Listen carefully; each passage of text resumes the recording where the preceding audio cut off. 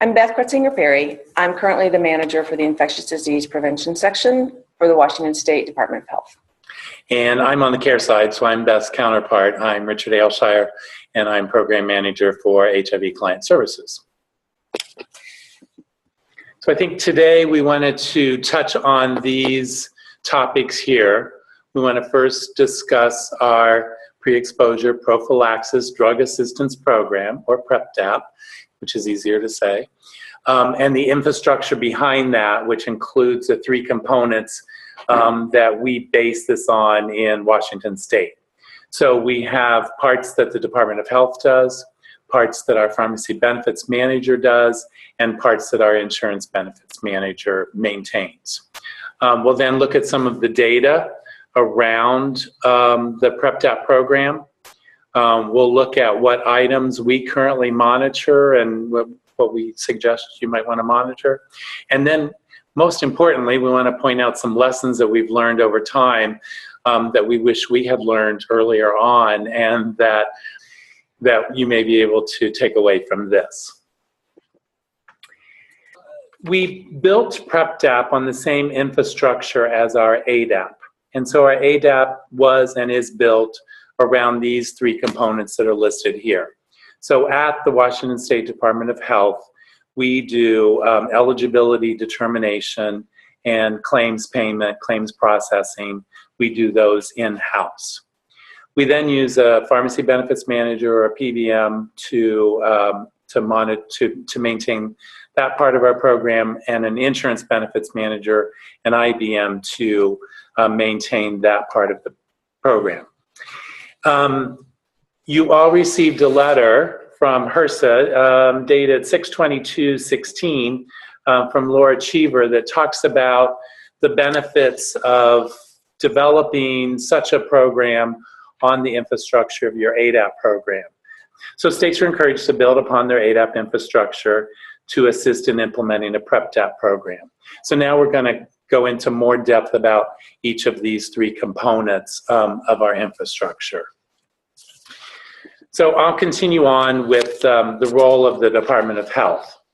So as you see there, we launched in April of 2014. We strictly used general state funds because of restrictions on other dollars.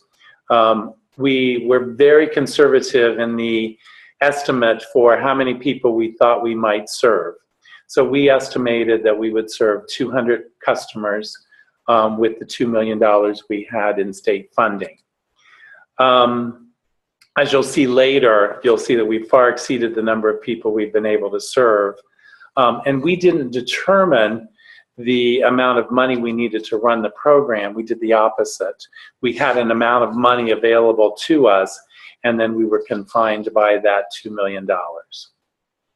So you see there, we started the program with just covering Truvada, and we did that instead of referring, and not for medical or lab costs.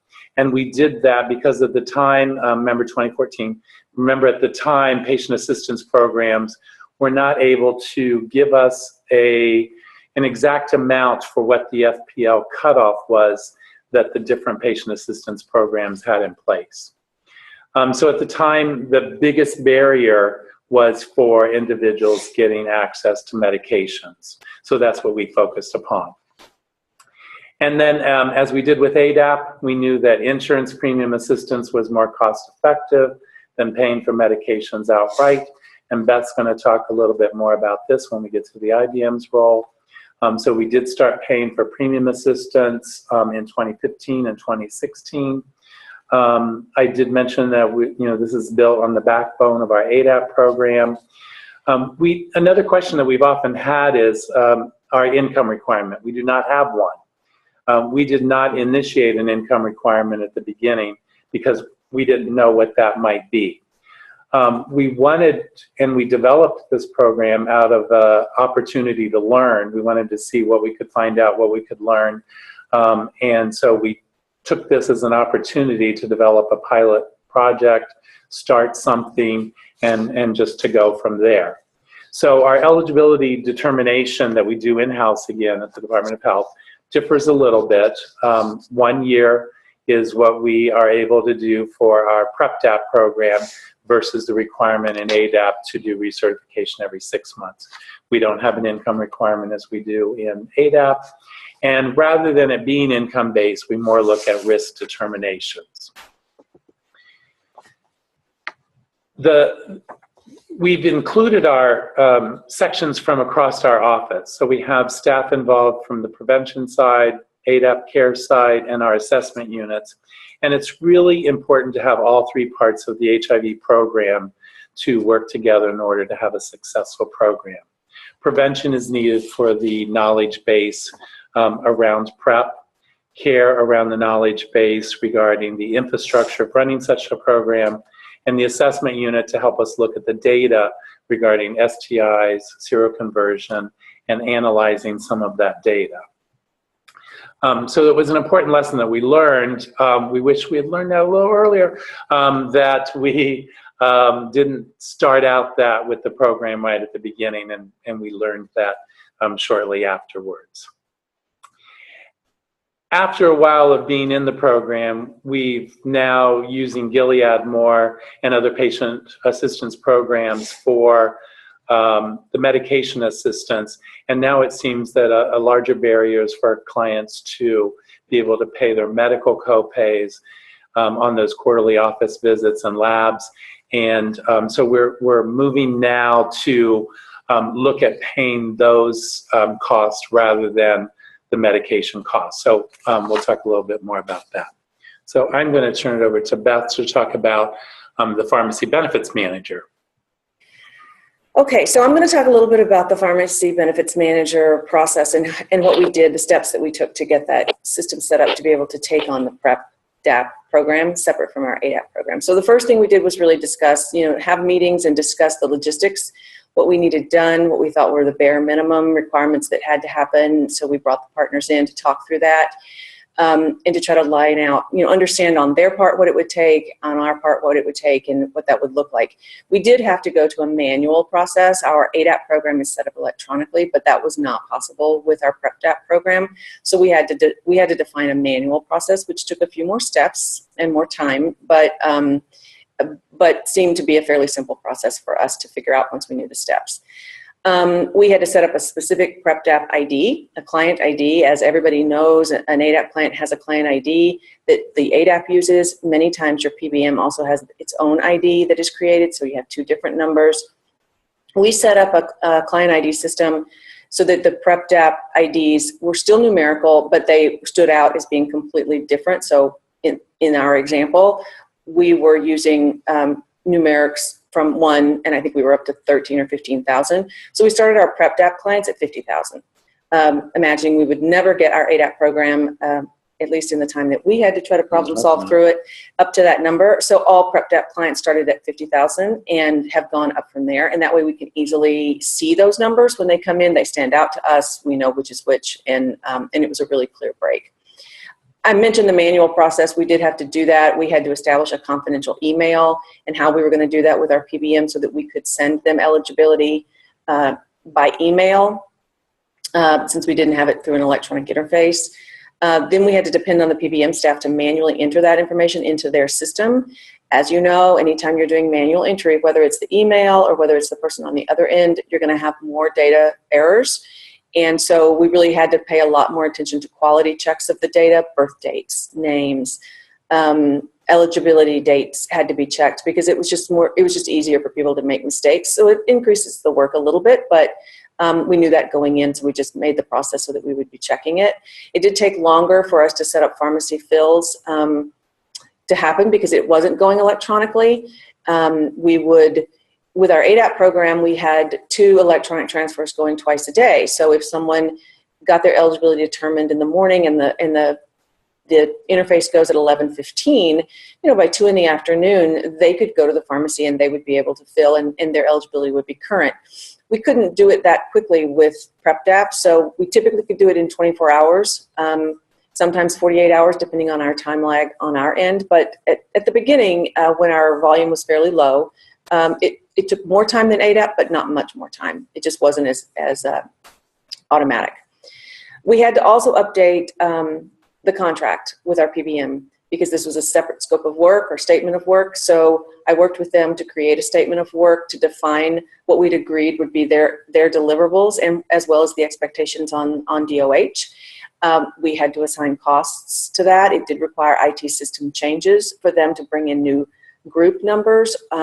As probably with most of your ADAP programs who use a PBM, we have specific group numbers for our clients around whether they're insured, whether they're Medicare Part D, whether they're uninsured. And so those had to be defined for PrEP DAP as well, and they had to be different. We started out at the beginning using the same ones as ADAP. We had to do that because we just didn't have time to do, we started so quickly in April of 2014, we didn't have time to set those numbers up, but it quickly became apparent that wasn't going to work. We had to have separate numbers. So it took our PBM, I think, until November of 14 to get those numbers updated in their system and created so that we could start delineating, not just with the client ID, but also with our insurance ID, which one would be, how it would be defined. So that took a little bit of time. We also had to build into the budget the cost for processing the claims on a per member per month fee, which was defined and negotiated between the PBM and the Department of Health, and that had to go into the contract as well. Obviously, we had to allocate dollars to that contract once we knew what our estimates were going to be. And then we had to even define the invoicing system, because how we were invoiced for these costs had to be so clearly defined that we knew exactly, and they had checked their work to make sure that they were invoicing us separately with PrEP DAP versus ADAP, because we could not run the risk that those dollars would get blended or that the patients would get paid for with Ryan White dollars versus with state general funds. So we even defined down to how the invoice would look and how they would give that to us, both in an invoice and also in a data set that later comes to us every month as a report. So on the insurance benefits manager role, similar to the PBM, we sat down, we talked about what we wanted to do. Our IBM is local to us in Washington State, so it was fairly simple to get them on board and to discuss how it would look if we were going to purchase insurance. We did not roll insurance out in April of 14. That didn't actually start happening until we were moving toward open enrollment in the fall of 14. So we had a little bit more time to think through it, and we had already really run the numbers on the cost effectiveness of insurance for someone taking only one drug that we were paying for, and it still showed that it was clearly cost effective. So we had a little time. We started planning with them on what it would take for them to do it. They determined that they would need to use one, they wanted to decide to use one of their existing staff and carve out some of that person's time to work with just the PrEP DAP clients so that they would be kind of focused in just that one person's help as opposed to across all of our insurance advocates that worked for the ADAP side. So we built in funds to support that person's time to work with just the PrEP DAP clients. And then they did the technical assistance on their side to get that person ready with what would be required based on our eligibility determination. We also had to revise their contract and include a new statement of work that was specific for PrEP DAP because this was new and different. We had to give them additional costs for infrastructure and IT setup because they had to create new systems to take those clients in so that they could separate them for us, both on their physical system as well as on their client system. And really, for the first time, we actually went to a per member per month cost with our IBM. We had not done that in the past. It had really been on a FTE based, with the ADAP program, I think it is still on an FTA based approach around the ADAP cost. But with PrEP DAP, because it was really, we started with one person and then we grew slowly over time. So it really didn't make sense to do it as an FTE. It made more sense to do it on a per member enrollment cost, and then we pay per month a certain fee for them to maintain, make those premium checks, payments, and then at open enrollment, to work with those clients. So that was a first for us with the IBM. We did have to establish an insurance referral process because, as you know, with ADAP, a lot of the times our insurance application is also included in our ADAP application. And so we wanted that to be similar, but it wasn't appropriate for every PrEP DAP client to get on insurance. It was only for some of them that had identified this as a need. So we created a simpler form and a simpler application on the insurance referral. We decided to mirror all of the insurance options that ADAP had accepted through open enrollment, so through the exchange. If they were going with certain plans in the silver and the gold range, those were the same plans we used for PrEP DAP. We had done enough analysis to know that Truvada was covered already through the plans, and so we didn't make any different choices on the insurance than what ADAP had chosen. And then we had to create client letters, both for the IBM and also obviously at the DOH, to discuss that would go out about their insurance, about their utilization review process, and what would be expected of them if we're paying their insurance, versus if we're not paying their insurance and they're just using the drug assistance or the copay assistance program. But again, these letters and the utilization review process all mirrored the ADAP program. We did it exactly the same, just looking only at PrEP DAP clients as opposed to ADAP clients. Again, we had to define the invoicing process because they had to break those costs out for us completely separately, and we had to have the backup data that showed that they had defined which were PrEP and which were ADAP, so that we knew that the funds were being allocated appropriately for general fund, state, and federal funds. So where we are now, this is just a brief, I'll have a few slides about the PrEP DAP enrollment. So you can see the trajectory through the red bars of the total active clients over time since we started this program in April of 2014. And then the blue bar is the clients that are filling at any given time through our pharmacy benefits manager data that we can match against enrollment. At this time, we have 461 active participants enrolled in the program, and over the course of the program since April of 2014, we've paid for 6,109 prescriptions of Truvada. So far to date, we have no active participants filling medications on the program who have seroconverted. It's important to note that we have gone through a number of transitions with this program. So the bars show a little bit about that, because you can see that we reached a peak in February of 2016 and actually reached a bit of a fiscal crisis where we had to start bringing the program down. And so we had to start moving people, we had to start kind of becoming a payer of last resort. So our uninsured patients who were on the program were notified that they would need to be moving to the patient assistance program. I do think we notified them in February, and we gave them until the end of April to do that. Our second step was to also screen vigorously for Medicaid eligibility, so that we could get people onto Medicaid if they were on our program and could use Medicaid for PrEP DAP as well as comprehensive health care.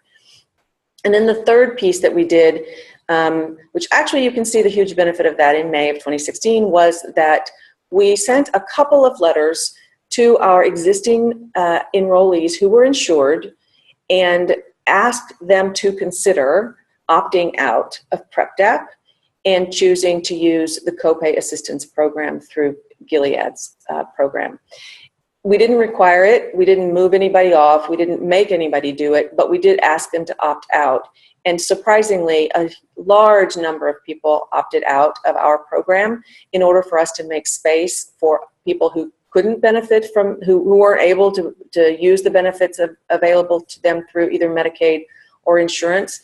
And it saved our fiscal resources, so that our $2 million, which Richard spoke of earlier, we actually stayed with barely by the skin of our teeth within budget by the end of June 2016. But I honestly did not think we were going to make it.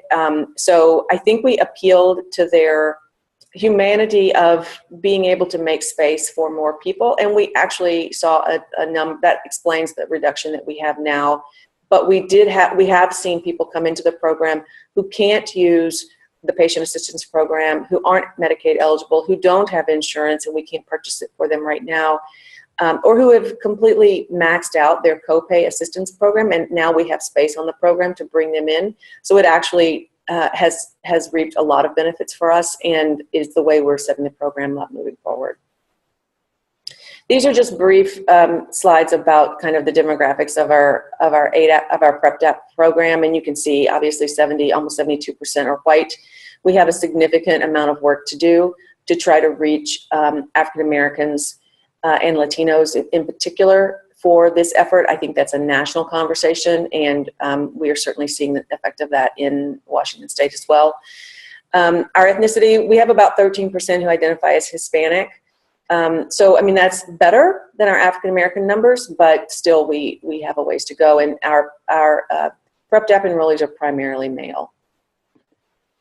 The uninsured and the insured is kind of an obvious one. I told you we kind of moved everybody off the program who didn't have insurance. So we had a sliver, 1.1% of people who are still uninsured. We made some exceptions to individuals on our program for what I will call confidentiality concerns. Their insurance is linked to their parent or to a spouse, and they don't want that individual to know that they're taking PrEP. So in concert with our eligibility staff and with our prevention staff, and in some instances with our disease intervention specialist, we determined those to be the case, and we have a small handful of people that we have kept on the program because their risk is so high that we felt like we could protect their confidentiality, and our program could afford that cost. At the bottom, you'll see declared risk. This is included in our old application. We are in the process of renewing or changing the application slightly, but this is how the risk categories were identified in the application from the beginning in 2014. And so we ask individuals to complete this information, and you can see that, primarily our folks on the program identify as gay and bisexual men, or men who engage in sex with other men, or they have 10 or more partners, and they can also be duplicated through this. They can have answers to this that go across all. It's not just a one choice. But we've collected this information, but we have across the state, we have redefined our the recommendations for who should be on PrEP in Washington State, and so our application in the next month or so will be reflective of a slight change in our categories based on some experience that we have in those taking it in the risk categories. So as far as items to monitor, and I can't really talk about data sets at this point other than these, because as Richard mentioned in another thing, we didn't really roll this out with a data evaluation plan. We didn't really roll it out with a lot of pre-planning other than what you've already seen. So here are the things that we are currently monitoring on a monthly or at least a regular basis. I've mentioned seroconversions already. We already had an agreement between our assessment unit, our surveillance unit, and the ADAP program to do data matches with their ADAP against viral suppression, viral load, and CD4. So working with our assessment unit was fairly simple for us on the PrEP DAP side because we'd already done most of that work already through ADAP. So we do a match. We give them our PrEP DAP data set once a month. They do a match against EHARs and lab tracker, making sure to look for seroconversions or anything anomalous in the data that we would need to know about. So we do that monthly. We monitor our costs. In particular, I mentioned previously our PBM data. We look at the cost of the meds claim by claim and identify a couple of things. One, insurance doesn't seem to be paying. The cost is staying the same. And we all know from an ADAP side, you know that at the beginning of a year, you're going to have high costs because they're in a deductible period. So we're basically paying full cost for those drugs the first month, 2, sometimes 3. But if it gets to about the 4th month and we're seeing no change in that cost, it's not going down, there's a problem. So we use that information to contact insurance companies. We usually reach out to the patient first and ask them questions about their insurance. If they don't have any explanation or understanding about what's going on, then we contact the plan specifically and say, what's going on? Why is this not paying? And it helps us learn that things are being missed. Maybe it's being adjudicated incorrectly at the PBM, or maybe there's a problem with the health plan that we need to work with. So we monitor the costs both from staying within our budget, but also monitoring how plans are reimbursing and paying and treating PrEP in their assignment of cost. We look at utilization, but as you know, PBM data for ADAP is limited to. It is also limited in PrEP DAP. We only have utilization if we pay for the drug. So if they've reached an out-of-pocket max, if they paid their small amount of copay themselves, it may appear that they didn't pick up the drug. That may not be the case. We do not currently have any kind of a survey tool that goes out to the patients on PrEP DAP. We're thinking about that and we're considering it. We don't have that developed yet. So that would be a separate kind of utilization question that we don't currently have the data to do. But we do monitor the utilization, and if we see people are not filling, and for example, we're paying their health insurance, we'll reach out and ask questions, and we can verify either they are still taking it and we're just not paying anymore, or something has changed and we actually need to remove them from the program. We also do a match against our STI, STD database with our surveillance unit. So they'll take our PrEP DAP data and match against it, looking for individuals on PrEP and their STD rates. Typically they do, a kind of a fairly complicated analysis of who, of the PrEP DAP enrollees who had an STD reported previous to PrEP DAP, and then what has been their STD rates after PrEP DAP. It's not as easy a match as others because I think certain parameters have to be in place for that to be a valid match, but we do provide them with that information and they give it back to us. We're still trying to learn what to do with that information and what that information means. I believe we've only done that match twice or 3 times so far. I mentioned insurance barriers and denials. And then I think the other thing we are really trying to monitor and actually take action on now is the population uptake, really looking at our African-American numbers and the individuals that are accessing the program or not having access. Why is that? What do we need to change about how we're letting people know about this program? Do we need, what prevention providers do we need to bring in to discuss it? I mean, we can learn a lot from looking at this, of things that we need to do to try to improve access to the program to those at most risk and who need the information. So we wanted to talk about some of the lessons that we've learned, and hopefully you've picked up on some of those from the things that we've talked about already. But most importantly, PrEP is effective. And I think Beth talked about the seroconversion data that we look at. Mm-hmm. And I don't know if you mentioned that, how many seroconversions we've had? 0. 0. So it's effective. So we've had no seroconversions since we've had this program, a little bit over 2 years now. The demand for PrEP has grown quickly over time. So as I mentioned, we started the program thinking we could serve about 200. We really haven't advertised this program a whole lot. We gave the word out to some of our providers, to our case managers, but it quickly grew over time to, instead of having the 200, we're up to 600, 400? I think we tapped out, I believe, at about 650 at our highest place, but I think we've gotten almost 1,000 applications for the program. Okay. The folks that were non-insured, we moved them to patient assistance programs now that they were a little bit more reliable from when we first developed the program. As Beth mentioned, the folks that were insured were offered that opportunity to opt out of PrEP DAP, mostly as a way to save us dollars. And many of our clients are eager to help save dollars for the state so that other people can take access, so they were kind enough to do that. So we've turned it into more of a payer of last resort model than when we first started. Most of the participants, when they first came into the program, had insurance already. We're actually anticipating that about, I think we were just, as I said, we were very conservative at the beginning. We were estimating that, maybe only half of people might have insurance that needed the program. But now we're learning that medical copays are the barrier instead of actually needing the medications. We've talked about having an integrated team approach between prevention, assessment, and care treatment because of the items listed here, the expertise of ADAP around the PBM and the IBM, to get the data from the assessment unit to look at STIs. We're looking at them and we're gathering them, but we haven't exactly determined how exactly to interpret that data. And then as we've mentioned a couple times, we've had no seroconversions. Beth mentioned, I think, a couple of the things that we couldn't monitor. So we haven't been able to monitor pharmacy utilization. As she mentioned that, clients may be picking up, but if we didn't pay anything, we don't know if they're going to the doctor as required quarterly and having their labs done. We haven't implemented a way to monitor, to more closely look at that. We've not exactly looked at their change in risk behaviors over time.